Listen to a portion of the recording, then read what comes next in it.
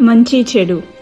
సిరిపురంలో కనకయ్య పాపము పుణ్యము అన్న ఆలోచన లేకుండా 2 చేతులా అర్జించి మంచి ఆస్తిపరుడు అయ్యాడు.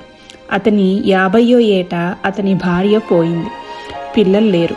తనకు తోడుగా ఉండి అన్ని పనులు చేసి పెడతానని కనకయ్య రాజన్న అనేవాణ్ణి నౌకరుగా పెట్టుకున్నాడు.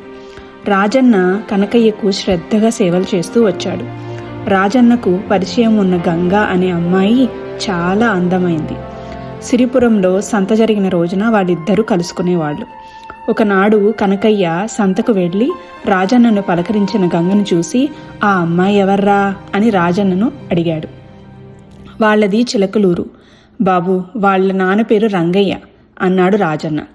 కనకయ్యకు గంగను పెళ్లాడి మళ్లీ సంసారం చెయ్యాలి అనిపించింది. అతను పెళ్లిళ్ళ పేరయ్యను ఒకడిని రంగయ్య వద్దకు రాయబారం పంపాడు. రంగయ్య పేదవాడు. తన కూతుర్ని సంపన్నుడికి ఇస్తే సుఖపడుతుందనుకొని గంగ తనకు ఈ సంబంధం వద్దని గోల పెడుతున్నా వినిపించుకోకుండా రంగయ్య పెళ్లి ఖర్చులకని కనకయ్య వద్దనే డబ్బు తీసుకొని ముహూర్తం కూడా పెట్టించాడు. గంగను పెళ్లాడదామనుకుంటున్న రాజన్న హతాశుడయ్యాడు. చిలకలూరులో అతనికి పర్వతాలు పానకాలు అని 2 మిత్రులున్నారు. వాళ్ళు నాటకాలు ఆడుతూ ఉంటారు. తనకు గంగ దక్కకుండా పోతుందని వాడు వాళ్లతో చెప్పుకుని గోల పెట్టాడు.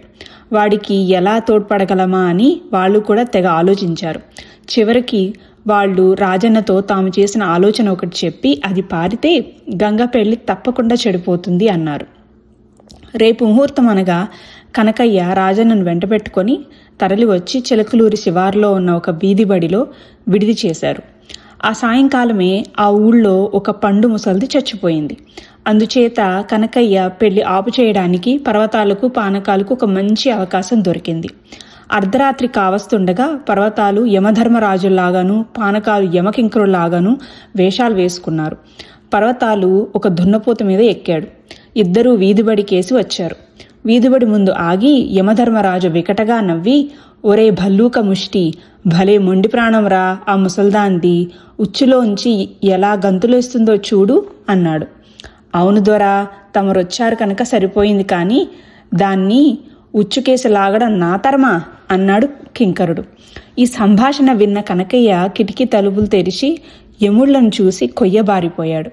యమధర్మరాజు తన కింకరుడి కేసు చూసి, ఓహో, సిరిపురం కనకయ్య కదూ వీడు ఆయువు ఇంకో వారమే ఉన్నది. 7వ రోజున వచ్చి వీణ్ణి ఉచ్చులో పట్టడం మర్చిపోకు అన్నాడు. చిత్తం, మర్చిపోను దొరా అన్నాడు కింకరుడు. 2 ముందుకు సాగి చీకట్లో కలిసిపోయారు. కనకయ్య హడలిపోయాడు. అతను రాజన్నతో, ఒరే, వాళ్ల మాటలు విన్నావు కదూ, వాళ్ళు యముల వాళ్లేనా అన్నాడు. యముల వాళ్ళా? నాకెవరు కనపడలేదే అన్నాడు రాజన్న ఆశ్చర్యంగా.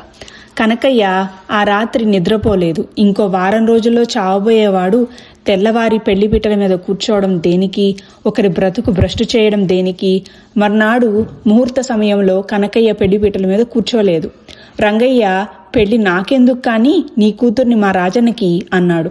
వేళాకోళానికైనా హద్దుండాలి. తెలిసి నా కూతుర్ని గతిలేని వాడికి ఏమంటావా అన్నాడు రంగయ్య. గతిలేని వాడేమిటి? ఆస్తికంతకు వారసుడు వాడే, కావలిస్తే రాసిస్తాను అన్నాడు కనకయ్య. గంగకు రాజన్నతో పెళ్లి జరిగింది. 7వ నాడు కనకయ్య యమకింకర్ల కోసం ఎదురు చూశాడు, కానీ ఎవరూ రాలేదు.